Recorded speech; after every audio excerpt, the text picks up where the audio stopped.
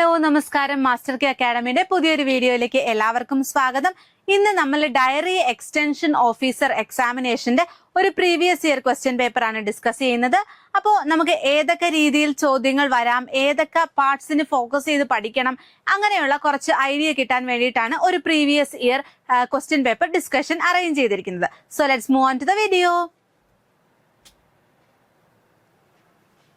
So ആദ്യത്തെ ചോദ്യം, ബാല സമുദായ പരിഷ്കാരിണി സഭ ഈസ് കണക്റ്റഡ് വിത്ത്. അപ്പോ ഓപ്ഷൻ വന്നിരിക്കുന്നത് option A Ayyankali, option B Vaikunda Swami, option C Pandit K P Karuppan, option D Vagbhatananda. Correct answer വരുന്നത് ഓപ്ഷൻ സി ആണ്, പണ്ഡിറ്റ് കെ പി കറുപ്പൻ.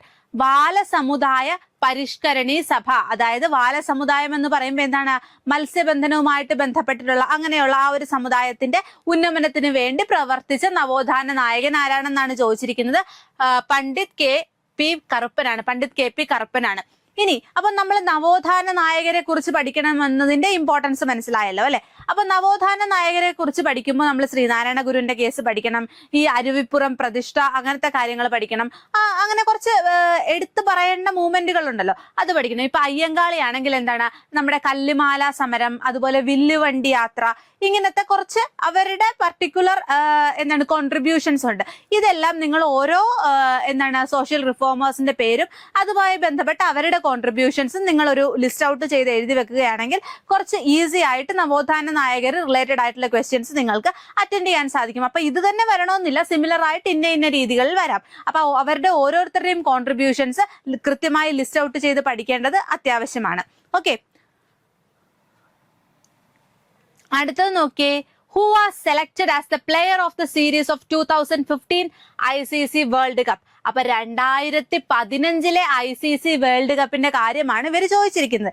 കാരണം 2015 ക്വസ്റ്റ്യൻ പേപ്പർ ആണ്. അപ്പൊ നമ്മള് എന്താണ് ഈ ഒരു ക്വസ്റ്റ്യൻ ജസ്റ്റ് പറയേണ്ട ആവശ്യമില്ല. കാരണം എന്താണ്, മിഷൽ സ്റ്റാർച്ച്, അതുപോലെ ആരാണ്, ജെയിംസ് ഫോൾക്നർ, മിഷൽ ജോൺസൺ, ടിം സൗത്തെ എന്നാണ് ഓപ്ഷൻ ഉണ്ടായിരുന്നത്. കറക്റ്റ് ആൻസർ വരുന്നത് മിഷൽ സ്റ്റാർക്കാണ്. പക്ഷെ ഇത് എന്താണ് 2015 കേസാണ്. നമ്മൾ പഠിക്കുമ്പോൾ എന്താണ് കറണ്ട് അഫയേഴ്സ് പഠിക്കുമ്പോൾ കലാ സാംസ്കാരിക രംഗങ്ങളില്, അതുപോലെ എന്താണ് സ്പോർട്സ്, ഫിലിം, ഇങ്ങനത്തെ കാര്യങ്ങള്, ക്യാബിനറ്റ് മിനിസ്റ്റേഴ്സ്, ഇപ്പൊ സ്റ്റേറ്റ് പുതിയ നിയമസഭ പുതിയ എന്താണ് മന്ത്രിസഭ വരുവാണ് അല്ലെ, പുതിയ മന്ത്രിസഭയിലുള്ള ഓരോരുത്തരുടെയും ഡെസിഗ്നേഷൻസ്, അങ്ങനത്തെ കാര്യങ്ങൾ, ഏതൊക്കെ വകുപ്പുകളിൽ ഏതൊക്കെ മിനിസ്റ്റേഴ്സ് ആണ്, ഇങ്ങനത്തെ ചോദ്യങ്ങളൊക്കെ ആയിരിക്കും വരിക കറണ്ട് അഫയേഴ്സുമായിട്ട് ബന്ധപ്പെട്ട്. അപ്പോ നമ്മൾ ഈ സ്പോർട്സ് അല്ലെങ്കിൽ എന്തെങ്കിലും അവാർഡുകളൊക്കെ പഠിക്കുമ്പോൾ 2026 നമ്മളിപ്പം ഫോക്കസ് ചെയ്യുന്ന എക്സാം അല്ലെ. അപ്പൊ 2026 25 കാര്യങ്ങൾ പഠിക്കണം. ഇന്ന ഇപ്പം ICC വേൾഡ് കപ്പിന്റെ കേസ് ആയിക്കോട്ടെ, അല്ലെങ്കിൽ ഫുട്ബോൾ റിലേറ്റഡ് ആയിക്കോട്ടെ, അല്ലെങ്കിൽ എന്തെങ്കിലും ഫിലിം അവാർഡുകൾ ആയിക്കോട്ടെ, അല്ലെങ്കിൽ എന്തെങ്കിലും ലിറ്ററേച്ചർ റിലേറ്റഡ് ആയിട്ടുള്ള അവാർഡുകൾ ആയിക്കോട്ടെ, കേരള സാഹിത്യ അക്കാദമി അവാർഡ്, കേന്ദ്ര സാഹിത്യ അക്കാദമി അവാർഡ്, ഇങ്ങനത്തെ കാര്യങ്ങളൊക്കെ എങ്ങനെയാണ് 2025 2026 പഠിച്ചു പോകാൻ ശ്രദ്ധിക്കണം. അതുപോലെ എന്തെങ്കിലും മിനിസ്റ്റേഴ്സ് എസ്പെഷ്യലി ഇപ്പം ഡയറി എക്സ്റ്റൻഷൻ ഓഫീസർ ആയതുകൊണ്ട് തന്നെ എന്താണ് ക്ഷീരവകുപ്പുമായിട്ട് ബന്ധപ്പെട്ടിട്ടുള്ള സ്റ്റേറ്റിലെയും സെൻട്രലിനെയും മിനിസ്റ്റേഴ്സ്, പിന്നെ എന്തെങ്കിലുമൊക്കെ കമ്മിറ്റികൾ രൂപീകൃതമായിട്ടുണ്ടെങ്കിൽ, അല്ലെങ്കിൽ എന്തെങ്കിലും വേൾഡ് സബ്മിറ്റുകൾ, ഇങ്ങനത്തെ കാര്യങ്ങളൊക്കെ എന്തിൽ വരും, കറണ്ട് അഫയേഴ്സിൽ വരും. അപ്പൊ 2025-26 കറണ്ട് അഫയേഴ്സ് വളരെ ഇമ്പോർട്ടന്റ് ആണ്. അടുത്ത ചോദ്യം, The idea of directive principles was borrowed by India from. Directive principles എന്ന് പറയുന്ന ആശയം ഏത് രാജ്യത്ത് നിന്ന് കടമെടുത്തതാണെന്നാണ് ചോദിച്ചിരിക്കുന്നത്. അപ്പോ നമുക്കറിയാം എന്താ, നമ്മളുടെ ഇന്ത്യയുടെ കോൺസ്റ്റിറ്റ്യൂഷൻ എന്ന് പറയുന്നത് വളരെ ബൃഹത്തായിട്ടുള്ള ഒരു കോൺസ്റ്റിറ്റ്യൂഷനാണ്. എന്നാൽ എല്ലാം നമ്മളുടെ ആശയങ്ങളാണോ അതിലുള്ളത്? നമ്മൾ പല പല രാജ്യങ്ങളുടെ ആശയങ്ങൾ കടമെടുത്തിട്ടുണ്ട്. ഒരു പർട്ടിക്കുലർ രാജ്യത്തുള്ള പർട്ടിക്കുലർ ആശയം ഓക്കെ നമ്മളുടെ കോൺസ്റ്റിറ്റ്യൂഷൻ മേക്കിങ്ങിന്റെ സമയത്ത് നമ്മൾ നോക്കിയപ്പോൾ ഓക്കെ അത് നമ്മളുടെ രാജ്യത്ത് വന്നാൽ കുറച്ചുകൂടി നല്ലതായിരിക്കും, നമ്മളുടെ ആൾക്കാർക്ക് അത് യൂസ്ഫുൾ ആയിരിക്കും എന്ന് കാണുമ്പോൾ അവിടെ നിന്ന് ആ ഒരു പർട്ടിക്കുലർ ആശയം നമ്മൾ കടമെടുക്കുകയാണ് ചെയ്യുന്നത്. അങ്ങനെ ഒരുപാട് ആശയങ്ങൾ കടമെടുത്ത് ആഡ് ചെയ്യപ്പെട്ടിട്ടുണ്ട് നമ്മുടെ കോൺസ്റ്റിറ്റ്യൂഷനിലേക്ക്. ഫോർ എക്സാമ്പിൾ നമ്മളുടെ ഫണ്ടമെന്റൽ റൈറ്റ്സ് നമ്മൾ USA നിന്ന് കടമെടുത്തതാണ്. അതുപോലെ സിംഗിൾ സിറ്റിസൺഷിപ്പ്, നമുക്കറിയാം നമ്മളുടെ ഇന്ത്യയിലെ സിറ്റിസൺഷിപ്പ് എന്ന് പറയുന്നത് സിംഗിൾ സിറ്റിസൺഷിപ്പ് ആണ്. അതെവിടെ നിന്നാണ്? UK നിന്ന് കടമെടുക്കപ്പെട്ടതാണ്. അതുപോലെ നമ്മളുടെ കുറെ ബൈക്യാമറൽ സിസ്റ്റം, ഹേബിയസ് കോർപ്പസ്, ഇതൊക്കെ UK നിന്ന് കടമെടുക്കപ്പെട്ടിട്ടുള്ളതാണ്. അങ്ങനെ പല പല ആശയങ്ങൾ പല പല രാജ്യങ്ങളുടെ കോൺസ്റ്റിറ്റ്യൂഷനുകളിൽ നിന്നാണ് കടമെടുത്തത്. ഇവിടെ ചോദിച്ചിരിക്കുന്നത് ഐഡിയ ഓഫ് ഡയറക്റ്റീവ് പ്രിൻസിപ്പിൾസ് എവിടെ നിന്നാണ് ബോറോ ചെയ്തതെന്നാണ്. അപ്പോൾ ഡയറക്റ്റീവ് പ്രിൻസിപ്പിൾസ് എന്ന ആശയം ബോറോ ചെയ്തിട്ടുള്ളത് option A USA, option B Ireland, option C Canada, option D Germany. Correct answer വരുന്നത് ഓപ്ഷൻ B അയർലൻഡ് ആണ്. അയർലാൻഡിൽ നിന്നാണ് നമ്മൾ ഐഡിയ ഓഫ് ഡയറക്റ്റീവ് പ്രിൻസിപ്പിൾസ് കടമെടുത്തിട്ടുള്ളത്. അപ്പോ കോൺസ്റ്റിറ്റ്യൂഷൻ എന്ന് പറയുന്നത് വലിയ ഒരു ടോപ്പിക്കാണ്. നമുക്കിത് ഈസിലി നമ്മളുടെ കയ്യിൽ ഒതുക്കാൻ സാധിക്കും. എങ്ങനെയാണ്? 1, പ്രധാനപ്പെട്ട ആർട്ടിക്കിളുകൾ പഠിക്കുക. 2, ഇതുപോലെയുള്ള ഓരോ രാജ്യത്തു നിന്നും കടമെടുത്തിട്ടുള്ള ഇന്ന ആശയങ്ങളാണ് എന്ന് പഠിക്കുക. പിന്നെ 3ാമത്തെ അമെൻമെന്റുകൾ പഠിക്കുക. അമെൻമെന്റ് ഷുവർട്ടി ഉള്ളതാണ്, എപ്പോഴും ചോദിക്കാറുണ്ട്. അപ്പൊ കുറച്ച് പ്രധാനപ്പെട്ട അമെൻമെന്റുകൾ പഠിച്ചു വെക്കുക. അത്രയൊക്കെ തരം. പിന്നെ ഷെഡ്യൂളുകളുണ്ട്. അപ്പൊ ഷെഡ്യൂളുകൾ, പിന്നെ റിറ്റ്സ് ഉണ്ട്. ഈ റിറ്റുകൾ ഇത്രയും പഠിച്ചാൽ തന്നെ കോൺസ്റ്റിറ്റ്യൂഷനിൽ നിന്ന് വരുന്ന ഭൂരിഭാഗം ചോദ്യങ്ങൾ നമുക്ക് അറ്റൻഡ് ചെയ്യാൻ സാധിക്കും. അതും കേരള PSCയുടെ ഒരു പ്രത്യേകത എന്ന് വെച്ചാൽ ഇവര് ഈ റിപ്പീറ്റഡ് ആയിട്ട് ഈ ചോദിക്കുന്ന കാര്യങ്ങൾ തന്നെ പിന്നെ ചോദിക്കുക. അപ്പോ ഇപ്പൊ ഞാൻ പറഞ്ഞില്ലേ, ഫണ്ടമെന്റൽ റൈറ്റ്സ് USA എന്നാണ്, അല്ലെങ്കിൽ സിറ്റിസൺഷിപ്പ് UK എന്നാണ്, അല്ലെങ്കിൽ ഇത് USSR എന്നാണ്, അങ്ങനെ നമ്മൾ പറഞ്ഞില്ലേ അയർലാൻഡിൽ നിന്നാണ് ഡയറക്റ്റീവ് പ്രിൻസിപ്പിൾസ്. ഇതെല്ലാം ലിസ്റ്റ് ഔട്ട് ചെയ്ത് നിങ്ങളുടെ സ്റ്റഡി റൂമിൽ ഒട്ടിച്ചു വെക്കുക. ഒരു പേപ്പറിൽ ഏത് രാജ്യത്തു നിന്നാണ് എന്ത് കോൺട്രിബ്യൂഷൻ ആണ് അത് ഒരു ടേബിൾ ആക്കുക, ഒട്ടിച്ചു വെക്കുക. അതുപോലെ പ്രധാനപ്പെട്ട ആർട്ടിക്കിൾസ് ഒരു പേപ്പറിൽ എഴുതുക, ഒട്ടിച്ചു വെക്കുക. ഇങ്ങനെ അമെൻമെന്റ്സ്, പ്രധാനപ്പെട്ട അമെൻമെന്റ്സ്, എന്ത് അമെൻമെന്റ് ആണ്, ഏത് വർഷമാണ്, എത്രാമത്തെ അമെൻമെന്റ് ആണ്, അത് അങ്ങനെ കുറച്ച് ടേബിൾ ആയിട്ട് ഒന്നെങ്കിൽ നമ്മളുടെ സ്റ്റഡി ബുക്കിൽ വെക്കാം, അല്ലെങ്കിൽ നമ്മൾ നടന്നൊക്കെ പോകുന്ന നമ്മളുടെ ഒരു വീട്ടിലെ ഏതെങ്കിലും ഒരു സ്ഥലത്ത് ഒട്ടിച്ച് വെച്ചിട്ട് അങ്ങോട്ടും ഇങ്ങോട്ടൊക്കെ നടക്കുമ്പോൾ ജസ്റ്റ് ഒന്ന് വായിക്കാം. ഇന്ന് ഞാനിപ്പോൾ കുളിച്ചിട്ട് വന്നപ്പോഴത്തേക്കും അവിടെ ഒട്ടിച്ച് വെച്ചിട്ടുണ്ട്, ഞാൻ ജസ്റ്റ് ഒന്ന് വായിച്ചു. നാളെ വെറുതെ നമ്മൾ അങ്ങോട്ട് ചായ കുടിച്ചുകൊണ്ട് നടക്കുമ്പോൾ നമ്മൾ ജസ്റ്റ് ഒന്ന് വായിച്ചു. ഇങ്ങനെ ഒരു 2-3 തവണ വായിക്കുമ്പോഴേ ഓട്ടോമാറ്റിക്കലി നമ്മുടെ തലയിൽ അത് രജിസ്റ്റർ ആവുക ചെയ്യുന്നത്. അങ്ങനെ കോൺസ്റ്റിറ്റ്യൂഷൻ നമുക്ക് എളുപ്പത്തിൽ അതിനകത്ത് പ്രധാനപ്പെട്ട പോയിന്റുകൾ നമ്മുടെ മൈൻഡിലേക്ക് കയറും. അപ്പോൾ ഓർത്തിരിക്കേണ്ടത് ഈ പറഞ്ഞ കാര്യങ്ങളാണ് കൂടുതലായിട്ടും കോൺസ്റ്റിറ്റ്യൂഷനിൽ നിന്ന് ചോദിക്കുന്നത്. അത് ലിസ്റ്റ് ഔട്ട് ചെയ്ത് പഠിക്കുക എന്നുള്ളതാണ് നമുക്ക് ഈസിലി അത് ഗ്രാസ്പ് ചെയ്യാനുള്ള ഒരു മാർഗം. ഓക്കെ, അപ്പോ നമുക്ക് അടുത്ത ചോദ്യത്തിലേക്ക് കടക്കാം.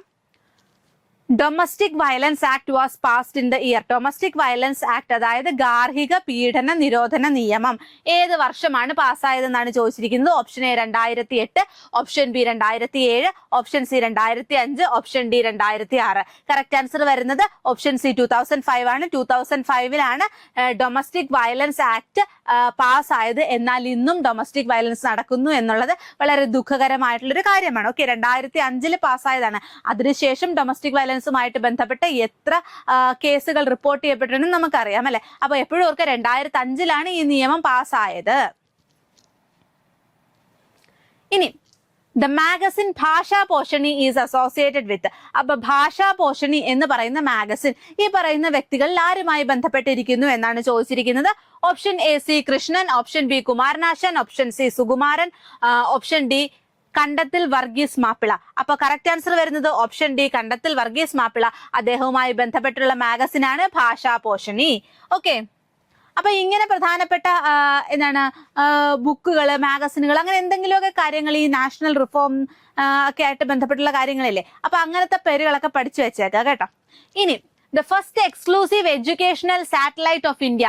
ഇന്ത്യയിൽ എക്സ്ക്ലൂസീവ്ലി എഡ്യൂക്കേഷണൽ പർപ്പസിന് വേണ്ടി ഡെവലപ്പ് ചെയ്തെടുത്ത ആദ്യത്തെ സാറ്റലൈറ്റ് ഏതാണെന്നാണ് ചോദിച്ചിരിക്കുന്നത്.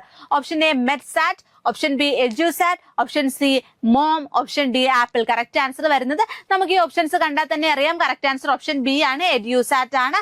It is the first exclusive educational satellite of India.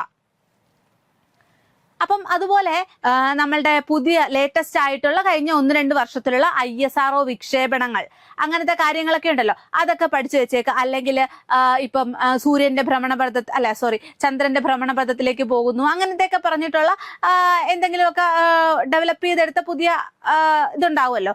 അല്ലെങ്കിൽ ഇപ്പൊ സുനിത വില്യംസ്, അങ്ങനെ കുറച്ച് കാര്യങ്ങൾ. അപ്പൊ അങ്ങനത്തെ കാര്യങ്ങളൊക്കെ പഠിച്ചു വെച്ചേക്കുക, ഡേറ്റ് പഠിച്ചു വെച്ചേക്കുക, സാറ്റലൈറ്റിന്റെ പേര് പഠിച്ചു വെച്ചേക്കുക. അല്ലെങ്കിൽ ഇപ്പം ISROന്റെയും ഒക്കെ ഹെഡ് പൊസിഷനിൽ ഇരിക്കുന്ന ആരാണ്, അങ്ങനത്തെ കാര്യങ്ങളൊക്കെ ജസ്റ്റ് ഒന്ന് നോക്കി പോയൊക്കെ ചോദ്യങ്ങൾ വരാൻ സാധ്യതയുണ്ട്. ഇനി അടുത്തത് നോക്കിയേ. The term socialist and secular was added to the preamble of Indian constitution through which അമെൻമെന്റ്. അപ്പൊ ഏത് അമെൻമെന്റ് പ്രകാരമാണ് സോഷ്യലിസ്റ്റ് ആൻഡ് സെക്യുലർ എന്ന് പറയുന്ന ടേംസ് നമ്മളുടെ കോൺസ്റ്റിറ്റ്യൂഷനിലേക്ക് ആഡ് ചെയ്യപ്പെട്ടതെന്നാണ് ചോദിച്ചിരിക്കുന്നത്. Option A 73rd amendment, option B 86th amendment, option C 42nd amendment and option D 24th amendment. Correct answer വരുന്നത് option C ആണ്, 42nd അമെന്റ്മെന്റ്. ഈ 42nd അമെന്റ്മെന്റിനെ നമ്മൾ എന്ത് പറയാറുണ്ട്? മിനി കോൺസ്റ്റിറ്റ്യൂഷൻ എന്ന് പറയാറുണ്ട്. കാരണം എന്താണ്? ഏറ്റവും കൂടുതൽ അമെന്റ്മെന്റ് അല്ലെങ്കിൽ കുറെ പുതിയ മാറ്റങ്ങൾ വരുത്തിയതാണ് 42nd അമെന്റ്മെന്റ് എന്ന് പറയുന്നത്. സോ അമെന്റ്മെന്റ് എന്താണ്? അതായത് നമ്മുടെ കോൺസ്റ്റിറ്റ്യൂഷൻ ആ ഒരു കാലഘട്ടത്തിൽ, അതായത് 1950 കോൺസ്റ്റിറ്റ്യൂഷൻ വരുന്നത്. ആ ഒരു സമയത്ത് ഉള്ള കാര്യങ്ങൾ വെച്ചിട്ടാണ് കോൺസ്റ്റിറ്റ്യൂഷൻ നിർമ്മിക്കപ്പെടുന്നത് അല്ലെ.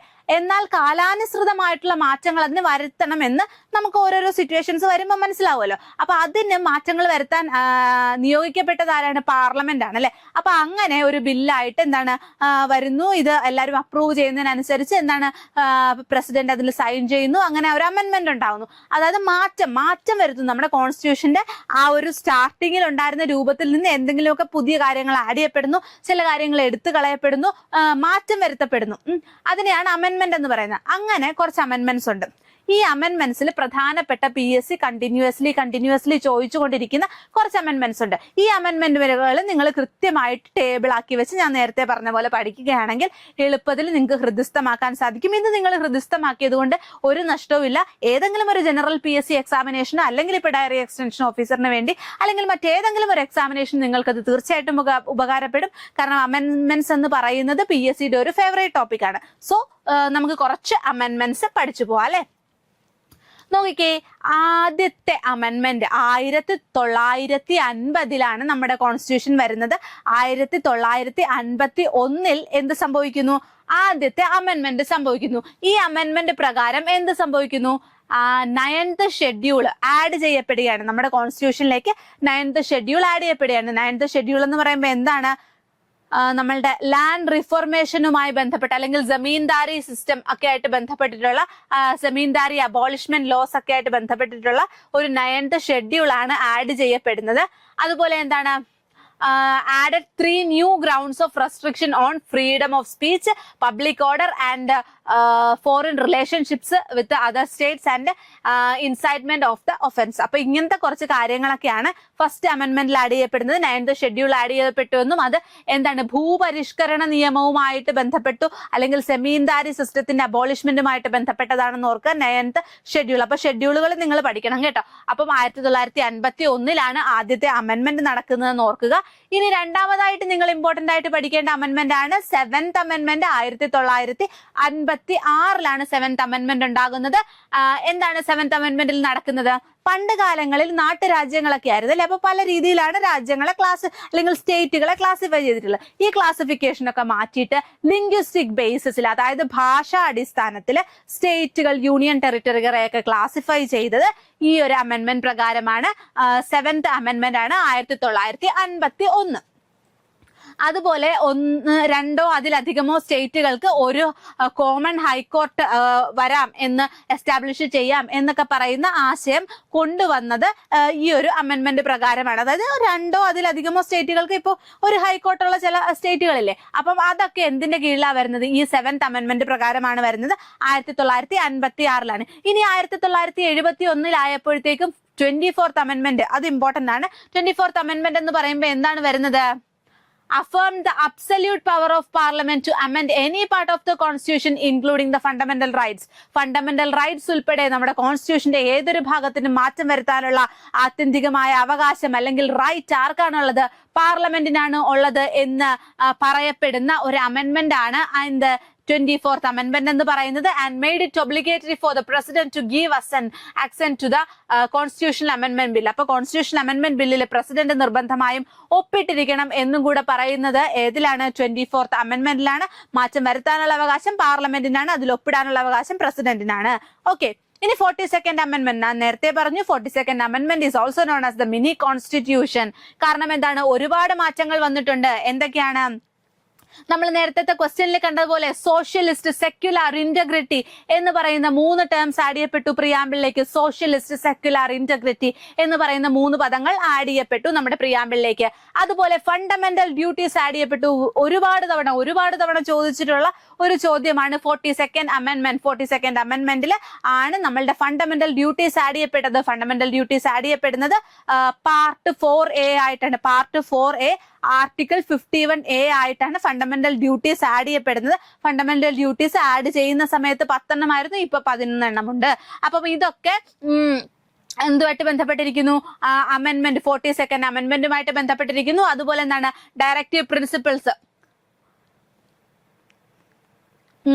നമ്മളുടെ ഫണ്ടമെന്റൽ റൈറ്റ്സിനേക്കാളും കുറച്ച് പ്രാധാന്യം നൽകുന്ന രീതിക്ക് ഡയറക്റ്റീവ് പ്രിൻസിപ്പിൾസ് വന്നു. ഇതൊക്കെ എന്താണ് ഈ 42nd അമെന്റ്മെന്റുമായിട്ട് ബന്ധപ്പെട്ടാണ്. 1976 it is known as mini constitution. Important ആണ്. ഇനി 44th അമെന്റ്മെന്റ് വരുന്നത് 1978 അപ്പൊ 42nd അമെന്റ്മെന്റ് 44th അമെന്റ്മെന്റ് പലർക്കും മാറിപ്പോകാറുണ്ട്. അതുകൊണ്ട് നിങ്ങൾ പ്രത്യേകം എടുത്തു പഠിക്കുക. അപ്പോൾ ഈ 44th അമെന്റ്മെന്റ് എന്താണ് സംഭവിക്കുന്നതെന്ന് വെച്ചാൽ നമുക്കറിയാമായിരുന്നു, നമ്മളുടെ ഫണ്ടമെന്റൽ റൈറ്റ് ആണ് പണ്ട് കാലത്ത് റൈറ്റ് ടു പ്രോപ്പർട്ടി എന്ന് പറയുന്നത്. Okay, right to property was considered as a fundamental right. എന്നാൽ ഇതിനെ ഫണ്ടമെന്ൽ റൈറ്റിൽ നിന്ന് എടുത്തു മാറ്റി വെറും ഒരു ലീഗൽ റൈറ്റ് ആക്കി മാറ്റപ്പെട്ടു. എന്ത് അമെന്റ്മെന്റ് പ്രകാരം? 44th അമെന്റ്മെന്റ് പ്രകാരം. അങ്ങനെ ആർട്ടിക്കിൾ 300A കീഴിലായി റൈറ്റ് ടു പ്രോപ്പർട്ടി.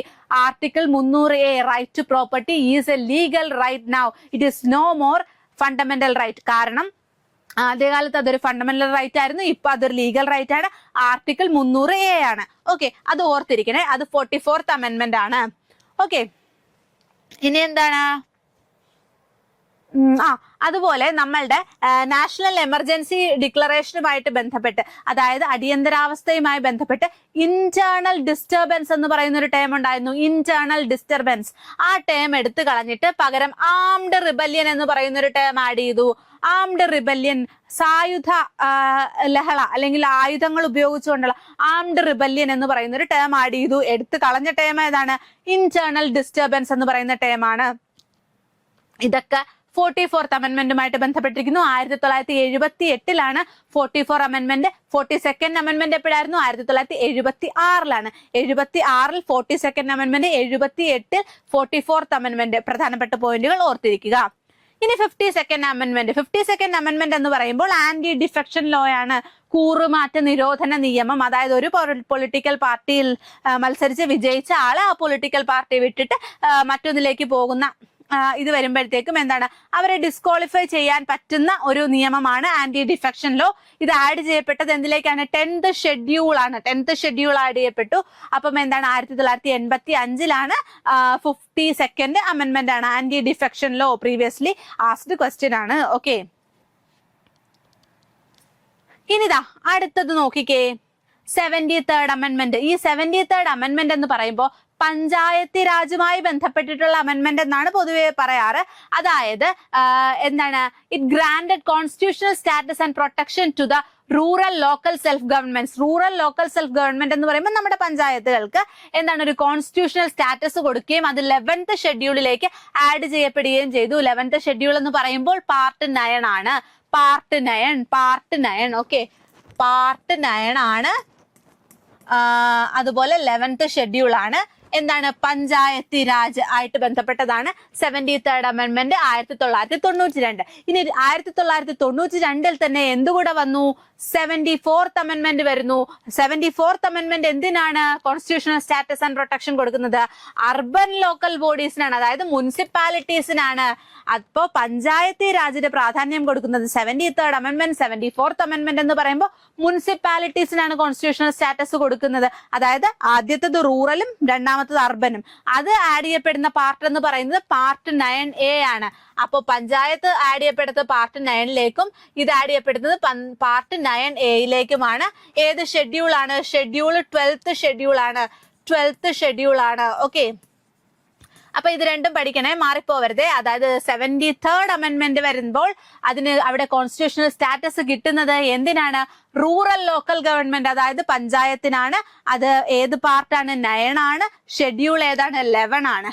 ഇനി 74th അമെന്റ്മെന്റും 1992 തന്നെയാണ് വരുന്നത്. കോൺസ്റ്റിറ്റ്യൂഷണൽ സ്റ്റാറ്റസ് കിട്ടുന്നത് മുനിസിപ്പാലിറ്റീസിനാണ്, അതായത് അർബൻ ലോക്കൽ ഗവൺമെന്റിനാണ്, അതായത് മുനിസിപ്പാലിറ്റീസിനാണ്. പാർട്ട് 9A ആണ് ആഡ് ചെയ്യപ്പെടുന്ന ഷെഡ്യൂൾ എന്ന് പറയുന്നത് ഷെഡ്യൂൾ 12 ആണ്. ക്ലിയർ ആണല്ലോ. ഇനി 86th അമെന്റ്മെന്റ് എപ്പോഴും PSC ചോദിക്കുന്നതാണ്, എല്ലാവർക്കും അറിയാവുന്നതാണ്. 86th അമെന്റ്മെന്റ് എന്താണ്? റൈറ്റ് ടു എഡ്യൂക്കേഷൻ ആണ് അല്ലെ. ആർട്ടിക്കിൾ 21A ആഡ് ചെയ്യപ്പെടുന്നത് ഈ 86th അമെന്റ്മെന്റ് പ്രകാരമാണ്. Inserted article 21A making the right of education as a fundamental right to the children of age 6 to 14 years. അപ്പം 6 മുതൽ 14 വയസ്സ് വരെ പ്രായമുള്ള കുട്ടികൾക്ക് നിർബന്ധമായിട്ടും വിദ്യാഭ്യാസം നൽകണമെന്നത് ഒരു ഫണ്ടമെന്റൽ റൈറ്റ് ആക്കി മാറ്റിയ അമെന്റ്മെന്റ് ആയിരുന്നു 86ാമത്തെ അമെന്റ്മെന്റ്. 2002 ഇത് നിലവിൽ വരുന്നത്. അങ്ങനെ ഇൻസേർട്ട് ചെയ്യപ്പെട്ട ആർട്ടിക്കിളാണ് ആർട്ടിക്കിൾ 21A. അതുപോലെ തന്നെ എന്താണ്, ഇതൊരു ഫണ്ടമെന്റൽ ഡ്യൂട്ടി കൂടിയാണ് പേരൻസിന്റെ. അവരുടെ കുട്ടികൾക്ക് 6 മുതൽ 14 വയസ്സ് വരെ വിദ്യാഭ്യാസം നൽകുക എന്ന് പറയുന്നത് പേരൻസിന്റെ ഒരു ഫണ്ടമെന്റൽ ഡ്യൂട്ടിയാണ്. പക്ഷെ നമുക്ക് അവരെ നിർബന്ധിച്ച് ചെയ്യിക്കാൻ പറ്റില്ല. പക്ഷേ ഇതൊരു ഫണ്ടമെന്റൽ റൈറ്റ് കൂടിയാണ്. വിദ്യാഭ്യാസം ലഭിക്കുക എന്നത് 6 മുതൽ 14 വയസ്സ് വരെ ബേസിക് ആയിട്ടുള്ള വിദ്യാഭ്യാസം ലഭിക്കുക എന്നുള്ളത് കുട്ടിയുടെ ഫണ്ടമെന്റൽ റൈറ്റ് ആണ് എന്ന് പറയുന്ന ഒരു കോൺസ്റ്റിറ്റ്യൂഷണൽ അമെന്റ്മെന്റ് ആയിരുന്നു. 86ാമത്തെ അമെന്റ്മെന്റ് 2002 വരുന്നത്. ആർട്ടിക്കിൾ 21A ആണ് ആഡ് ചെയ്യപ്പെടുന്നത്. ഒരുപാട് തവണ ചോദിച്ചിട്ടുള്ളതാണ്. സോ ബൈ ഹാർട്ട് പഠിച്ചേക്കുക. ഇനി 101ാമത്തെ അമെന്റ്മെന്റ് വരുന്നത് 2016 എന്താണ്? യൂണിഫൈഡ് ഇൻഡയറക്ട് ടാക്സ് റെജിം കൊണ്ടുവരുന്നു. അതായത് നമ്മുടെ GST കൊണ്ടുവരുന്നു, ഗുഡ്സ് ആൻഡ് സർവീസ് ടാക്സ് കൊണ്ടുവരുന്നു. ഇതൊക്കെ എന്താണ്? അപ്പൊ GST ആയിരിക്കും ചോദിക്കുക. 101ാമത്തെ അമെന്റ്മെന്റ് ആണ് 2016 വരുന്നത്. 2016 101ാമത്തെ അമെന്റ്മെന്റ് ആണ് GST. അതുപോലെ എന്താണ്? Unified indirect tax regime introduce ചെയ്യപ്പെടുന്നു. ഇനി 2018 എന്താണ്? 102ാമത്തെ അമെന്റ്മെന്റ് വരുന്നു. എന്തുമായിട്ട് ബന്ധപ്പെട്ടിരിക്കുന്നു? നാഷണൽ കമ്മീഷൻ ഫോർ ബാക്ക്വേർഡ് ക്ലാസസിന്റെ നാഷണൽ കമ്മീഷന് ഒരു കോൺസ്റ്റിറ്റ്യൂഷണൽ സ്റ്റാറ്റസ് കിട്ടുന്നു. National commission for backward classes. അതിന്റെ ആർട്ടിക്കിൾ എന്താണ്? Article 338B. അതാണ് 102ാമത്തെ അമെന്റ്മെന്റ് 2018 വരുന്നത്. ഇനി 103ാമത്തെ അമെന്റ്മെന്റ് വരുന്നത് 2019 എന്താണ്? EWS, അതായത് എക്കണോമിക്കലി വീക്കർ സെഷന് 10% സംവരണം നൽകുന്ന, അതായത് സമൂഹത്തിൽ സാമ്പത്തികപരമായി പിന്നോക്കം നിൽക്കുന്ന, മറ്റു റിസർവേഷൻസ് ഇല്ലാത്ത ജനറൽ കാറ്റഗറിയിലൊക്കെ വരുന്ന ആൾക്കാർ സാമ്പത്തികമായി ഒരുപാട് പിന്നോക്കം നിൽക്കുകയാണെങ്കിൽ അവർക്ക് തൊഴിലവസരങ്ങൾ ലഭിക്കാനും ഹയർ എഡ്യൂക്കേഷൻ ലഭിക്കാനും വേണ്ടിയിട്ട് ഒരു 10% റിസർവേഷൻ കൊടുക്കുന്നു. അതായത് എക്കണോമിക്കലി വീക്കർ സെഷന്. അതിനെയാണ് നമ്മൾ എന്താണ് പറയുന്നത്? 103ാമത്തെ അമെന്റ്മെന്റ് എന്ന് പറയുന്നത്. 103ാമത്തെ അമെന്റ്മെന്റ് EWS ആണ്. EWS economically weaker session. ഇനി 104ാമത്തെ അമെന്റ്മെന്റ് നോക്കൂ. 2020 104ാമത്തെ അമെന്റ്മെന്റ് വരുന്നത്. എന്താണ്? SC ST കാറ്റഗറിയിലുള്ള ആൾക്കാർക്ക് ലോക്സഭ അതുപോലെ സ്റ്റേറ്റ് അസംബ്ലീസിന് അടുത്ത 10 വർഷത്തേക്ക് കൂടി റിസർവേഷൻ എക്സ്റ്റെൻഡ് ചെയ്തു കൊടുത്തത് ഈ 104ാമത്തെ അമെന്റ്മെന്റ് പ്രകാരമാണ്. പക്ഷേ എന്താണ്? നോമിനേഷൻ വഴി ആംഗ്ലോ ഇന്ത്യൻസിന്, ഇപ്പൊ രാജ്യസഭാ സീറ്റൊക്കെ അങ്ങനത്തെ കാര്യങ്ങൾക്കൊക്കെ എന്താണ്? ആംഗ്ലോ ഇന്ത്യൻസിന് ഒരു റിസർവേഷൻ ഉണ്ടായിരുന്നു. ആംഗ്ലോ ഇന്ത്യൻസിന് നോമിനേറ്റ് ചെയ്യാനുള്ള ഒരു പ്രൊവിഷൻ ഉണ്ടായിരുന്നു. അത് ഡിസ്കണ്ടിന്യൂ ചെയ്യപ്പെട്ടു. ആംഗ്ലോ ഇന്ത്യൻസിന്റെ റിസർവേഷൻ ഡിസ്കണ്ടിന്യൂ ചെയ്യപ്പെട്ടു. പക്ഷേ SC ST റിസർവേഷൻ അടുത്ത 10 വർഷത്തേക്കും കൂടെ എക്സ്റ്റെൻഡ് ചെയ്യാൻ വേണ്ടിയിട്ട്, അതായത് 2030 വരെ എക്സ്റ്റെൻഡ് ചെയ്യാൻ വേണ്ടിയിട്ട് ഉള്ള ഒരു അമെന്റ്മെന്റ് നടന്നത് 104ാമത്തെ അമെന്റ്മെന്റ് ആണ്. 2020 വന്നത്. അപ്പൊ ഇത് ഒരു 2030 വരെയാണ് ഈ റിസർവേഷൻ SC STക്ക് വേണ്ടിയിട്ട് അലൗഡ് ആയിട്ടുള്ളത്. ഓക്കെ, എന്താണ്? ലോക്സഭ ആൻഡ് സ്റ്റേറ്റ് അസംബ്ലീസിന് വേണ്ടിയിട്ടുള്ള റിസർവേഷൻ ആണ്. ഇനി 2021 എന്ത് സംഭവിച്ചു? 105ാമത്തെ അമെന്റ്മെന്റ് വന്നു. എന്താണ്? clarified and restored the power of state government and union territories to maintain and identify their own local list of socially and educationally backward classes. അപ്പോൾ ഓരോ പ്രദേശത്തും ഓരോ സ്റ്റേറ്റിലും അല്ലെങ്കിൽ ഓരോ യൂണിയൻ ടെറിട്ടറിയിലും അവിടുത്തെ എന്താണ് ലോക്കലി എന്താണ് സോഷ്യലി ആൻഡ് എഡ്യൂക്കേഷണലി ബാക്ക്വേർഡ് ആയിട്ടുള്ള ക്ലാസ്സസിനെ അവർക്ക് മാത്രമേ അറിയാവുള്ളായിരിക്കും അല്ലെ. അപ്പം അങ്ങനെയുള്ള കാറ്റഗറീസിനെ മുന്നോട്ട് കൊണ്ടുവരാൻ വേണ്ടി ഉള്ള ആ ഒരു അതോറിറ്റി അല്ലെങ്കിൽ അങ്ങനെയുള്ള അവരുടെ ഒരു ലിസ്റ്റ് ഉണ്ടാക്കാനും അവർക്ക് ആവശ്യമായിട്ടുള്ള പ്രയോറിറ്റീസ് നൽകാനുമുള്ള പവർ സ്റ്റേറ്റ് ആൻഡ് യൂണിയൻ ടെറിട്ടറീസിന് കൊടുക്കുന്ന അല്ലെങ്കിൽ അവരുടെ ആ പവർ റീസ്റ്റോർ ചെയ്യുന്ന ഒരു അമെന്റ്മെന്റ് ആയിരുന്നു 105ാമത്തെ അമെന്റ്മെന്റ് 2021 വന്നത്. ഇനി 2023 വന്ന ഒരു അമെന്റ്മെന്റ് ആണ് 106ാമത്തെ അമെന്റ്മെന്റ്. എന്താണെന്ന് നോക്കിയേ, നാരി ശക്തി വന്ദൻ അധിനിയം. അതെന്താണ്? 33%, അതായത് 1/3 റിസർവേഷൻ വുമണിന് ലോക്സഭാ സീറ്റുകളിൽ, ലോക്സഭ ആൻഡ് സ്റ്റേറ്റ് അസംബ്ലീസിൽ, അതുപോലെ ഡൽഹി ലെജിസ്ലേറ്റീവ് അസംബ്ലിയിൽ, അതുപോലെ എന്താണ് ഇന്റേണൽ സബ് കോട്ട ഫോർ SC/ST വുമൺ. ഇത് ഏകദേശം 33%, അതായത് ടോട്ടൽ സീറ്റിന് 1/3 ആർക്കാണ്? നാരി ശക്തിക്ക് വേണ്ടി അല്ലെങ്കിൽ വുമൺ റിസർവേഷന് വേണ്ടിയിട്ട് ഉള്ള ഒരു അമെന്റ്മെന്റ് ആയിരുന്നു 106 അമെന്റ്മെന്റ്. അപ്പം എന്താണ്, എവിടെയാണ്? ലോക്സഭാ സീറ്റുകളിൽ, അല്ലെങ്കിൽ സ്റ്റേറ്റ് അസംബ്ലീസിൽ, അല്ലെങ്കിൽ ഡൽഹിയുടെ ലെജിസ്ലേറ്റീവ് അസംബ്ലിയിലൊക്കെ സ്ത്രീകൾക്ക് 33% റിസർവേഷൻ ഉണ്ട്. അതിൽ തന്നെ SC/ST സബ് കോട്ടയും ഉണ്ട്. വുമൺ SC/ST കാറ്റഗറിക്കുള്ള സബ് കോട്ടയും ഉണ്ട്. അപ്പോൾ ഓർക്കേണ്ട കാര്യം എന്താണ്, ഈ ഒരു 106ാമത്തെ അമെന്റ്മെന്റ് എന്ന് പറയുമ്പം സ്ത്രീകൾക്ക് നാരി ശക്തിയാണെന്ന് ഓർക്കണം.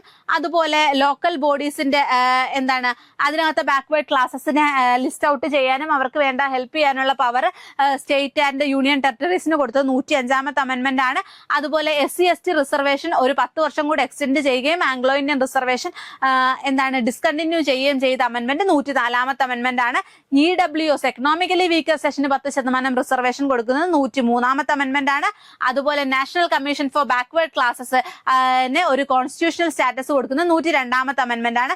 101ാമത്തെ അമെന്റ്മെന്റ് എന്ന് പറയുമ്പോൾ യൂണിഫൈഡ് ഇൻഡയറക്റ്റ് ടാക്സ് റെജീം അല്ലെങ്കിൽ GSTയുമായി ബന്ധപ്പെട്ടതാണ് 101ാമത്തെ അമെന്റ്മെന്റ്. അപ്പൊ ഈ 100ന് ശേഷമുള്ള അമെന്റ്മെന്റ്സ് ഒന്ന് ശ്രദ്ധിച്ച് പഠിച്ചേക്കാം. അതുപോലെ ഇപ്പം ഈ ടേബിളിലുള്ള എല്ലാം ഒന്നും നമുക്ക് വിട്ടുകളയാൻ പറ്റില്ല, എല്ലാം പഠിക്കണം. 73rd amendment panchayat Raj, 74th amendment എന്താണ് മുനിസിപ്പാലിറ്റീസുമായിട്ട് ബന്ധപ്പെട്ടതാണെന്ന് ഓർക്കണം. 86 അമെന്റ്മെന്റ് എല്ലാവർക്കും അറിയാം, എന്താണ് എഡ്യൂക്കേഷൻ 6 to 14 ഇയേഴ്സ് വരെയുള്ള കുട്ടികൾക്ക് കമ്പൽസറി എഡ്യൂക്കേഷൻ കൊടുക്കുക എന്നുള്ളത് ഒരു ഫണ്ടമെന്റൽ റൈറ്റ് ആണ്. ആർട്ടിക്കിൾ 21A പ്രകാരം അത് കൊണ്ടുവന്നത് 86 അമെന്റ്മെന്റിലാണ്. അപ്പൊ ഇങ്ങനത്തെ കാര്യങ്ങൾ പ്രധാനമായിട്ടും ഈ ടേബിളുകളിൽ കൊടുത്തിട്ടുള്ള എല്ലാ പോയിന്റുകളും നിങ്ങൾ ബൈ ഹാർട്ട് പഠിച്ചിരിക്കുക. ഇതിലൊരു ചോദ്യമായിരിക്കും അമെന്റ്മെന്റ് റിലേറ്റഡ് ചോദിക്കുകയാണെങ്കിൽ ഈ ഒരു ടേബിളിൽ നിന്നുള്ള ചോദ്യമായിരിക്കും 99% ചോദിക്കാൻ സാധ്യതയുള്ളത്. ഇനി അടുത്ത ചോദ്യം നോക്കിയേ, the first state which fixed minimum educational qualification to contest for panchayat polls. അപ്പൊ പഞ്ചായത്ത് ഇലക്ഷനുകളിൽ മത്സരിക്കാൻ വേണ്ടി ഒരു മിനിമം എഡ്യൂക്കേഷണൽ ക്വാളിഫിക്കേഷൻ വേണമെന്ന് പറഞ്ഞ അല്ലെങ്കിൽ തീരുമാനിച്ച ആദ്യത്തെ സ്റ്റേറ്റ് ഏതാണെന്നാണ് ചോദിച്ചിരിക്കുന്നത്. Option A Rajasthan, option B Madhya Pradesh, option C Haryana, option D Punjab. Correct answer വരുന്നത് രാജസ്ഥാൻ ആണ്. ഇനി അടുത്ത ചോദ്യം നോക്കൂ, choose the right option in connection with temple entry proclamation. അതായത് ക്ഷേത്രപ്രവേശന വിളംബരത്തിന്റെ ഡേറ്റ് ആണ് ചോദിച്ചിരിക്കുന്നത്. Option A 1936 December 11, option B 1936 March 12, option C 1936 November 11, option D 1936 November 12. Correct answer വരുന്നത് 1936 നവംബർ 12 ആണ്. ഓക്കെ, നവംബർ 12 ആണ്. ഇങ്ങനെ എടുത്തു ചോദിക്കുന്ന വർഷവും ഡേറ്റും ഒരു 3-4 എണ്ണത്തിനേ ഉള്ളൂ. അത് നിങ്ങൾ പഠിച്ചു വെച്ചേക്കാം. ഓക്കെ, അപ്പൊ ക്ഷേത്രപ്രവേശന വിളംബരം ശ്രീ ചിത്തിര തിരുനാൾ ബാലരാമവർമ്മയായിരുന്നു അതിന് മുന്നിട്ട് നിന്നിരുന്നത്. മറ്റ് സോഷ്യൽ റിഫോമേഴ്സും കൂടെ ചേർന്നിട്ടാണ്. അതായത് പണ്ട് എല്ലാവർക്കും ക്ഷേത്രത്തിൽ കയറാനുള്ള സ്വാതന്ത്ര്യം ഉണ്ടായിരുന്നില്ല. ഇപ്പൊ ഈഴവ അല്ലെങ്കിൽ SC/ST-കാർക്കൊന്നും ക്ഷേത്രത്തിൽ പ്രവേശിക്കാനുള്ള അവകാശം ഉണ്ടായില്ല. അപ്പൊ എല്ലാ കാറ്റഗറിയിൽ പെട്ട ആൾക്കാർക്കും ക്ഷേത്രത്തിൽ പ്രവേശിക്കാനുള്ള അവകാശമുണ്ട് എന്ന് പറഞ്ഞുകൊണ്ട് നടത്തിയ അല്ലെങ്കിൽ അതിന് വേണ്ടിയിട്ടുള്ള ഒരു സോഷ്യൽ റിഫോർമേഷൻ മൂവ്മെന്റ് ആണ് ക്ഷേത്രപ്രവേശന വിളംബരം. അതുപോലെ ശ്രീ ചിത്തിര തിരുനാൾ ബാലരാമവർമ്മയാണ് ഇതുമായി ബന്ധപ്പെട്ടിട്ടുള്ള പ്രധാനപ്പെട്ട ലീഡർ എന്ന് ഓർക്കുക. ഗാന്ധിജിയുടെ സപ്പോർട്ട് ഇതിനുണ്ടായിരുന്നെന്ന് ഓർക്കുക. 1936 നവംബർ 12 ഈ ഒരു ക്ഷേത്രപ്രവേശന വിളംബരം പ്രാക്ടിക്കൽ ആയത് എന്ന് ഓർക്കുക. ഇനി the father of cartoon common man. അപ്പൊ കോമൺ മാൻ എന്ന് പറയുന്ന കാർട്ടൂൺ നിങ്ങൾ കണ്ടിട്ടുണ്ടോ? അതായത് ഒരു കുറച്ച് മുടിയൊന്നും ഇല്ലാത്ത ഇവിടെ കഷന്റെയൊക്കെ ഉള്ള ഒരു അപ്പൂപ്പൻ. പുള്ളി ഇങ്ങനെ ഒരു വടിയുടെ അറ്റത്ത് ഒരു കിഴിയൊക്കെ കെട്ടിയിട്ട് ഇങ്ങനെ നടന്നു പോകുന്ന ഒരു ചിത്രം നമ്മൾ കണ്ടിട്ടുണ്ടാവും. അത് നമ്മളുടെ ടൈംസ് ഓഫ് ഇന്ത്യയിൽ പബ്ലിഷ് ചെയ്ത് വന്നിരുന്ന ഒരു കോമിക് ആണ്, അല്ലെങ്കിൽ ഒരു കാർട്ടൂൺ സീരീസ് ആണ്. അപ്പൊ ഇത് ആരുടെ കാർട്ടൂൺ ആണെന്നാണ് ചോദിച്ചിരിക്കുന്നത്. Option A Shankar, option B MF Hussain, option C RK Laxman, option D Gopi Krishna. Correct answer വരുന്നത് RK ലക്ഷ്മൺ ആണ്. RK ലക്ഷ്മൺ ഒരു ഫേമസ് ആയിട്ടുള്ള കാർട്ടൂണിസ്റ്റ് ആയിരുന്നു. ഇദ്ദേഹം ടൈംസ് ഓഫ് ഇന്ത്യയിൽ എന്താണ് വരച്ചിരുന്ന ഒരു കാർട്ടൂണാണ് കോമൺ മാൻ എന്ന് പറയുന്നത്. നമ്മളിപ്പം മുൻഷി എന്നൊക്കെ പറയത്തില്ലേ, അപ്പം ആ ഒരു ക്യാരക്ടർ എന്താണ് നമ്മളുടെ പൊളിറ്റിക്കൽ ഇതിനെയൊക്കെ പരിഹസിച്ചുകൊണ്ട് സർഗാസ്റ്റിക് ആയിട്ടുള്ള കുറച്ച് എന്താണ് കാർട്ടൂണുകൾ. അപ്പൊ അതാണ് കോമൺ മാൻ എന്ന് പറയുന്നത്. കോമൺ മാന്റെ വോയിസ് ആയിട്ട് ഉള്ള ഒരു കാർട്ടൂൺ എന്ന് വിചാരിച്ചാൽ മതി. അപ്പൊ അത് ആരാണ്? RK ലക്ഷ്മണാണ് അത് വരച്ചിരുന്നതെന്നും അത് ടൈംസ് ഓഫ് ഇന്ത്യയിലാണ് പബ്ലിഷ് ചെയ്തിരുന്നതെന്നും ഓർത്തിരിക്കാം. ഇനി the article which abolishes untouchability. അപ്പൊ തൊട്ടുകൂടായ്മ അല്ലെങ്കിൽ അൺടച്ചബിലിറ്റിയെ അബോളിഷ് ചെയ്യുന്ന ആർട്ടിക്കിൾ ഏതാണെന്നാണ് ചോദിച്ചിരിക്കുന്നത്. എല്ലാവർക്കും അറിയാം അല്ലെ, ഓപ്ഷൻ പോലും നോക്കണ്ട, നമുക്കറിയാം ആർട്ടിക്കിൾ 17 ആണ് അല്ലെ. അപ്പം ആർട്ടിക്കിൾ 17 എന്തുമായിട്ട് ബന്ധപ്പെട്ടിരിക്കുന്നു? അബോളിഷ്മെന്റ് ഓഫ് അൺടച്ചബിലിറ്റിയുമായിട്ട് ബന്ധപ്പെട്ടിരിക്കുന്നു. ഭാരത് മാതാ കി ജയ് എന്ന് വിളിച്ചുകൊണ്ടാണ് ഈ ഒരു അൺടച്ചബിലിറ്റിയെ അബോളിഷ് ചെയ്യുന്ന ആർട്ടിക്കിൾ അക്സെപ്റ്റ് ചെയ്യപ്പെട്ടത്. ഓക്കെ, അപ്പം എന്താണ് the article which abolishes untouchability is article 17. Important ആണ്. ഇങ്ങനെ കുറച്ച് പ്രധാനപ്പെട്ട ആർട്ടിക്കിളുകളുണ്ട്, അത് നിങ്ങൾ പഠിച്ചു വെച്ചേക്കാം. അപ്പം ആർട്ടിക്കിളുകൾ, അമെൻമെന്റുകൾ, അതുപോലെ ഷെഡ്യൂളുകൾ, റിറ്റുകൾ, അതുപോലെ എവിടെ നിന്നാണ് ഓരോ ആശയങ്ങൾ കടമെടുത്തത്, ഇത്രയും പഠിച്ചാൽ കോൺസ്റ്റിറ്റ്യൂഷൻ ഏകദേശം നിങ്ങൾക്ക് മാർക്ക് കിട്ടും. ഇനി ഇത് അടുത്ത് നോക്കിയേ, which day is observed as Pravasi Bharatiya Divas. Pravasi Bharatiya Divas എന്ന് വിളിക്കപ്പെടുന്ന ദിവസം ഏതാണെന്നാണ് ചോദിച്ചിരിക്കുന്നത്. Option A March 12, option B November 11, option C October 24, option D January 9. Correct answer വരുന്നത് ഓപ്ഷൻ ഡി ജനുവരി 9 ആണ്. അതായത് മഹാത്മാഗാന്ധി സൗത്ത് ആഫ്രിക്കയിൽ പോയിട്ട് തിരിച്ചു വരുന്ന ആ ഒരു ജനുവരി 9 1915 എന്തോ ആണെന്ന് തോന്നുന്നു. അപ്പൊ അതുകൊണ്ടാണ് ഈ ഒരു ദിവസത്തെ ജനുവരി 9 എന്താണ് ഇവരെ പ്രവാസി ഭാരതീയ ദിവസം എന്ന് വിളിക്കുന്നത്. അതായത് നമ്മളുടെ ഇന്ത്യൻ സിറ്റിസൺസ് ആയിരിക്കും, പക്ഷെ അവർ വേറൊരു രാജ്യത്തായിരിക്കും. ആ ഒരു ഇതിന്റെ ഒരു റെസ്പെക്ട്ഫുൾ എന്ന രീതിക്കാണ് എന്താണ് പ്രവാസി ഭാരതീയ ദിവസ് ആഘോഷിക്കുന്നത്. അപ്പൊ ഇതുപോലെ പ്രധാനപ്പെട്ട ദിനങ്ങളെല്ലാം ഓർത്തിരിക്കാം. അടുത്തത് നോക്കൂ, Who was the author of Pattabakki, the first political drama in Kerala? അപ്പൊ പാട്ടബാക്കി എന്ന് പറയുന്ന ആദ്യത്തെ രാഷ്ട്രീയ നാടകത്തിന്റെ ഓതർ ആരാണ് എന്നാണ് ചോദിച്ചിരിക്കുന്നത്. Option A TC Achutha Menon, option B K Damodaran, option C PK Kochippan Tharakan, option D CV Raman Pillai. Correct answer വരുന്നത് ഓപ്ഷൻ ബി ആണ്, K ദാമോദരനാണ്. K ദാമോദരനാണ് പാട്ടബാക്കി എന്ന് പറയുന്ന ആദ്യത്തെ പൊളിറ്റിക്കൽ ഡ്രാമ, കേരളത്തിലെ ആദ്യത്തെ പൊളിറ്റിക്കൽ ഡ്രാമ എഴുതിയത്. സോ ഇങ്ങനെയും ചോദിക്കാം, എന്താണ് which is the first political drama in Kerala. അപ്പൊ അതാണ് പാട്ടബാക്കി. അതിന്റെ എഴുത്തുകാരനാണ് ആര്? നമ്മളുടെ K ദാമോദരൻ എന്ന് പറയുന്നത്. ഇനി അടുത്തത് നോക്കൂ, the article 16 of Indian constitution guarantees. അപ്പൊ ആർട്ടിക്കിൾ 16 എന്താണ് പറയുന്നതെന്നാണ് ചോദിച്ചിരിക്കുന്നത്. Option A prohibition of human trafficking, option B prohibits child labour, option C equality of opportunities in matters of public employment, option D എൻവയോൺമെന്റൽ പ്രൊട്ടക്ഷൻ. അപ്പൊ article 16 എന്തുമായിട്ട് ബന്ധപ്പെട്ടിരിക്കുന്നു? ഈ option C ആണ്, equality of opportunities in matters of public employment. അപ്പൊ public എംപ്ലോയ്മെന്റിന് എല്ലാവർക്കും equal ആയിട്ടുള്ള അവകാശമുണ്ട് എന്ന്, ഒരു ഇക്വാലിറ്റി മെയിൻറ്റെയിൻ ചെയ്യണം എന്ന് പറയുന്ന ഒരു ആർട്ടിക്കിൾ ആണ് ആർട്ടിക്കിൾ 16 എന്ന് പറയുന്നത്. ആർട്ടിക്കിൾ 17 എന്തായിരുന്നു? അൺടച്ചബിലിറ്റി, അബോളിഷ്മെന്റ് ഓഫ് അൺടച്ചബിലിറ്റി ആയിരുന്നു ആർട്ടിക്കിൾ 17. ആർട്ടിക്കിൾ 16 എന്ന് പറയുന്നത് എന്താണ്? Equality of opportunities in matters of public employment. മനസ്സിലായോ? അപ്പൊ ആ ഒരു ഏരിയയിലൊക്കെയുള്ള ആർട്ടിക്കിൾസ് എല്ലാം പഠിച്ചു വെച്ചോട്ടാ. ആർട്ടിക്കിൾസ് ഇങ്ങനെ റിപ്പീറ്റഡ് ആയിട്ട് ചോദിക്കും. അടുത്ത ചോദ്യം നോക്കൂ, which of the following committees associated with fundamental duties. Fundamental ഡ്യൂട്ടീസുമായി ബന്ധപ്പെട്ടിട്ടുള്ള ഏത് കമ്മിറ്റിയാണെന്നാണ് ചോദിച്ചിരിക്കുന്നത്. Option A Ashok Mehta committee, option B Balwant Rai Mehta committee, option C LM Singhvi committee, option D Swaran Singh committee. Correct answer വരുന്നത് ഓപ്ഷൻ ഡി ആണ്, സ്വരൺ സിംഗ് കമ്മിറ്റി ആണ്. അപ്പൊ ഈ പറയുന്ന അശോക് മേത്ത കമ്മിറ്റി എന്താണ്, ബൽവന്ത് റായ് മേത്ത കമ്മിറ്റി എന്താണ്, LM സിംഘ്വി കമ്മിറ്റി എന്താണ് എന്നൊക്കെ അറിഞ്ഞിരിക്കണം. ഈ 4 കമ്മിറ്റികളെ കുറിച്ചും, അതായത് ചിലത് ഓപ്ഷനിൽ കാണുമല്ലോ, ചിലപ്പോൾ അടുത്ത തവണ ചോദിക്കുമ്പോൾ ചിലപ്പം അശോക് മേത്ത കമ്മിറ്റിയുമായി ബന്ധപ്പെട്ട ചോദ്യമായിരിക്കാം. അപ്പൊ ഈ പറയുന്ന എല്ലാ കമ്മിറ്റികളും അവരുടെ എന്തുമായി ബന്ധപ്പെട്ടതാണെന്ന് കൃത്യമായി പഠിച്ചു വെച്ചേക്കുക. അപ്പൊ നമ്മൾ സ്വരൺ സിംഗ് കമ്മിറ്റിയാണെന്ന് പറഞ്ഞു. ഇനി ഫണ്ടമെന്റൽ ഡ്യൂട്ടീസ് എന്നല്ലേ പറഞ്ഞേ. അപ്പൊ ഫണ്ടമെന്റൽ ഡ്യൂട്ടീസിന്റെ കുറച്ച് കാര്യങ്ങൾ നോക്കിപ്പോം. Okay, the original constitution of India 1950 രൂപീകൃതമാകുമ്പോൾ അതിനകത്ത് ഫണ്ടമെന്റൽ ഡ്യൂട്ടീസ് ഇല്ല. ഫണ്ടമെന്റൽ റൈറ്റ്സ് ഉണ്ട്, ഡിറക്റ്റീവ് പ്രിൻസിപ്പിൾസ് ഉണ്ട്, പക്ഷെ ഫണ്ടമെന്റൽ ഡ്യൂട്ടീസ് ഇല്ല. And the concept was borrowed from the constitution from USSR. അതായത് റഷ്യയിൽ നിന്ന് അല്ലെങ്കിൽ സോവിയറ്റ് യൂണിയനിൽ നിന്ന് USSRൽ നിന്നാണ് എന്ത് കടമെടുക്കപ്പെട്ടത്? ഫണ്ടമെന്റൽ ഡ്യൂട്ടീസ് എന്ന് പറയുന്ന ആശയം കടമെടുക്കപ്പെട്ടത്. ഏത് പാർട്ടാണ്? പാർട്ട് 4A ആണ്. ആർട്ടിക്കിൾ ഏതാണ്? ആർട്ടിക്കിൾ 51A ആണ്. പാർട്ട് 4A ആർട്ടിക്കിൾ 51A ആണ്. ആ A ഉണ്ട് കേട്ടോ, ആഡ് ചെയ്യപ്പെട്ടതല്ലേ. അപ്പം എന്താണ്? പുതിയ അമെന്റ്മെന്റ് പ്രകാരം വന്നതാണ്. അപ്പം ആ A ഉണ്ടെന്ന് ഓർക്കണം. ഏത് അമെന്റ്മെന്റ് ആണ്? 42nd amendment. 42nd അമെന്റ്മെന്റ് മറ്റൊരു പേര് നമ്മൾ പറയും മിനി കോൺസ്റ്റിറ്റ്യൂഷൻ എന്ന് പറയും. ഓക്കെ, അപ്പൊ നമ്മുടെ സ്വരൺ സിംഗ് കമ്മിറ്റിക്ക് എന്താ ചെയ്തെന്ന് നോക്കാം. സ്വരൺ സിംഗ് കമ്മിറ്റിയാണ് ഇങ്ങനെ ഒരു ആശയം എന്താണ് അത് സ്വരൺ സിംഗ് കമ്മിറ്റിനെ ആരാണ് അപ്പോയിന്റ് ചെയ്തത്? ഗവൺമെന്റ് ആണ് അപ്പോയിന്റ് ചെയ്തത്.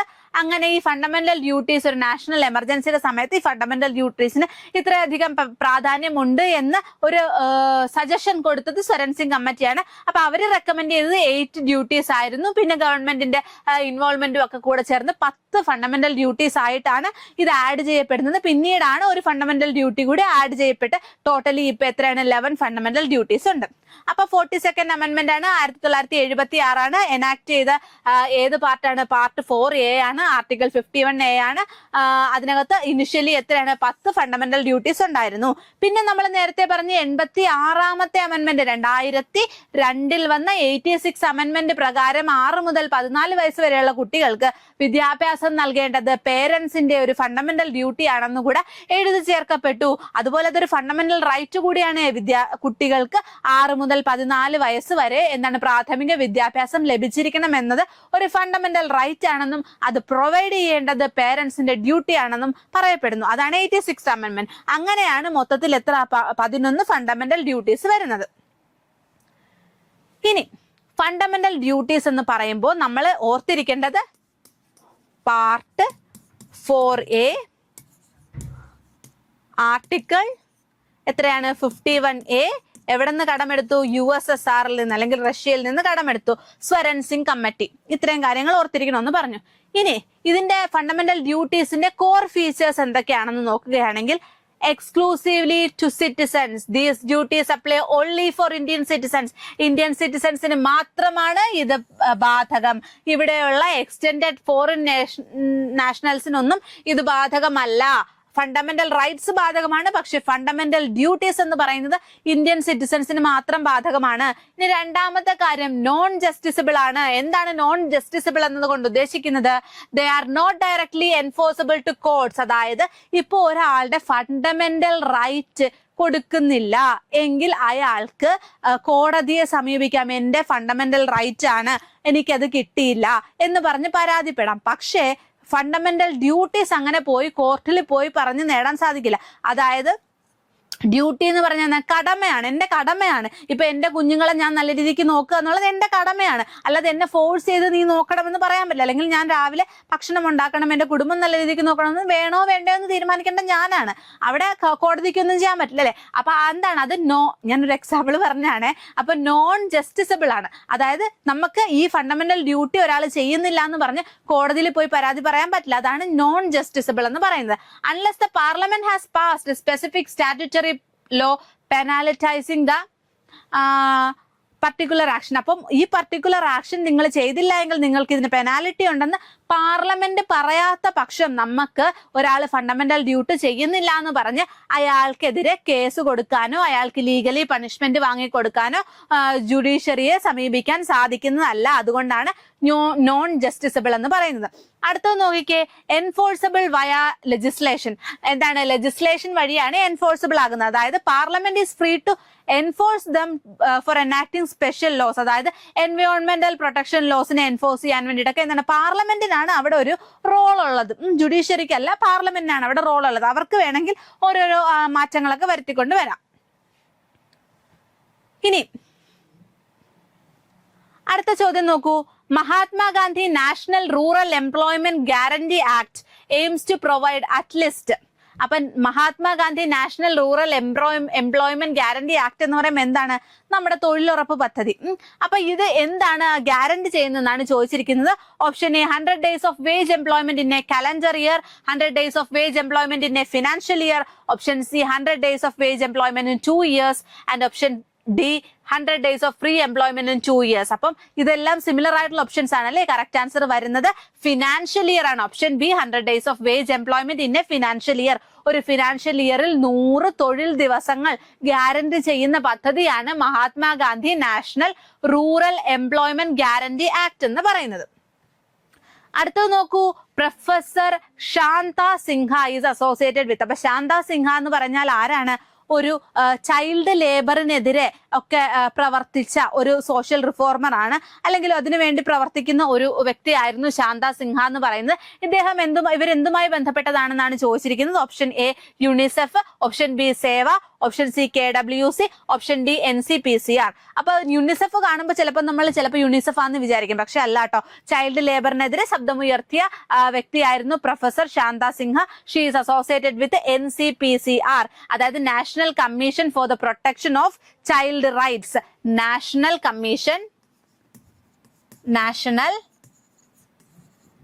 Commission for the protection of child rights. കുട്ടികളുടെ അവകാശങ്ങളെ സംരക്ഷിക്കാൻ വേണ്ടിയുള്ള സംഘടനയാണ് NCPCR. അതിലുമായി ബന്ധപ്പെട്ട ഒരു വ്യക്തിയായിരുന്നു പ്രൊഫസർ ശാന്ത സിൻഹ. ചൈൽഡ് ലേബറിനെതിരെയാണ് ഇവര് ശബ്ദമുയർത്തിയിരുന്നത്. അടുത്ത ചോദ്യം, the word Lokpal was coined by. അപ്പൊ ലോക്പാൽ എന്ന് കേട്ടിട്ടുണ്ടല്ലോ അല്ലെ? എന്താണ്? ഒരു കറപ്ഷനെതിരായിട്ടുള്ള ഒരു ഉബൻസ്മാൻ ആണ്. ഓക്കെ, അപ്പൊ കറപ്ഷനെതിരായിട്ടുള്ള ഓഫീസേഴ്സിന്റെ ഒക്കെ കറപ്ഷനെതിരായിട്ടുള്ള ഒരു സംഭവമാണ് ലോക്പാൽ എന്ന് പറയുന്നത്. ഈ ഒരു ടേം കോയിൻ ചെയ്തത് ആരാണെന്നാണ് ചോദിച്ചിരിക്കുന്നത്. Option A LM Singhvi, option B Ashok Kumar Sen, option C Morarji Desai, option D Jawaharlal Nehru. Correct answer വരുന്നത് ഓപ്ഷൻ എ LM സിംഹി ആണ്. അപ്പൊ LM സിംഹി ആണ് നമ്മുടെ ലോക്പാലുമായി ബന്ധപ്പെട്ടത്. അപ്പൊ ലോക്പാൽ ആൻഡ് ലോകായുക്ത ആക്ട് എന്നാണ് 2013 വന്നത്. 2014 ജനുവരി 16 ഇത് കെയിം ഇൻ ടു ഫോഴ്സ് ആയത്. ലോക്പാൽ എന്ന് പറയുന്ന വാക്ക് കൊണ്ടുവന്നത് LM സിംഹി ആണ്. എന്തിനെതിരായിട്ടാണ്? ആന്റി കറപ്ഷൻ ആണ്. ഇവരുടെ ലക്ഷ്യം എന്ന് പറയുന്നത് ആന്റി കറപ്ഷൻ ആണ്. ഓക്കെ, അപ്പം ഇങ്ങനെ ലോക്പാലുമായി ബന്ധപ്പെട്ട കുറച്ച് കാര്യങ്ങൾ പഠിക്കണം. ആദ്യത്തെ ലോക്പാൽ ആരായിരുന്നു? കറന്റ്ലി ഉള്ള ലോക്പാൽ ആരായിരുന്നു? ഇങ്ങനത്തെ കുറച്ച് കാര്യങ്ങൾ കൂടെ നോക്കിപ്പോണം കേട്ടോ. ഇനി അടുത്ത നോക്കിയ ഇന്റർനാഷണൽ വുമൻസ് ഡേ എല്ലാവർക്കും അറിയാം അല്ലെ? March 8. ഓപ്ഷൻ ഒന്നും നോക്കണ്ട, ഡയറക്ട്ലി നമുക്ക് കുത്താം. ഇന്റർനാഷണൽ വുമൻസ് ഡേ എന്ന് പറയുന്നത് March 8 ആണ്. ഇപ്പൊ വലിയ ആഘോഷമായിട്ടൊക്കെ നടക്കുന്നതുകൊണ്ട് നമുക്കറിയാം. പണ്ട് നമുക്കറിയില്ലായിരുന്നു. 2015 ചിലപ്പോൾ അത്ര പോപ്പുലർ അല്ലാത്തതുകൊണ്ട് ഒരുപാട് പേർക്ക് തെറ്റിക്കാണും. പക്ഷെ ഇപ്പൊ ആർക്കും തെറ്റില്ല എന്നാണ് തോന്നുന്നത്. കാരണം ഒരുപാട് പ്രോഗ്രാംസ്, വുമൺ എംപവർമെന്റ് പ്രോഗ്രാംസ്, ടോക്കുകൾ, അല്ലെങ്കിൽ എന്തെങ്കിലുമൊക്കെ മാരത്തോണുകൾ, അങ്ങനെ എന്താണ് സ്ത്രീ സുരക്ഷയ്ക്ക് വേണ്ടിയിട്ടൊക്കെ ആൾക്കാർ ഘോരം സംസാരിക്കുകയും ബാക്കി ദിവസങ്ങൾ മറന്നു പോവുകയും ചെയ്യുന്ന ഒന്നാണ് എന്താണ് വുമൻസ് ഡേ എന്ന് പറയുന്നത്. ആ ഒരു ദിവസം മാത്രം പ്രിവിലേജ് കിട്ടുന്ന ഒരുപാട് സ്ത്രീകളുണ്ട്. So the next question is, which among the following is containing 65 to 85% of milk fat? Option A table cream, option B whipping cream, option C heavy cream, option D plastic cream. Correct answer വരുന്ന plastic cream ആണ്. Option D ആണ്. അപ്പൊ plastic cream എന്ന് പറയുമ്പോൾ ഏകദേശം 65 മുതൽ 85% milk fat ഉണ്ട്. അതായത് ബട്ടറിന്റെ അത്ര തന്നെ മിൽക്ക് ഫാറ്റ് എന്തിനകത്തുണ്ട്?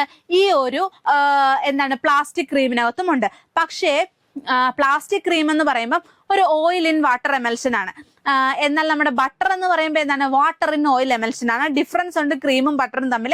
പക്ഷേ ഇതിനകത്തുള്ള മിൽക്ക് ഫാറ്റിന്റെ കണ്ടന്റ് ഏകദേശം സെയിം ആണ്. 65 മുതൽ 85% വരെയാണ് പ്ലാസ്റ്റിക് ക്രീമിനകത്തുള്ള എന്താണ് ഒരു ഫാറ്റ് കണ്ടന്റ് എന്ന് പറയുന്നത്. ക്ലിയർ ആണല്ലോ?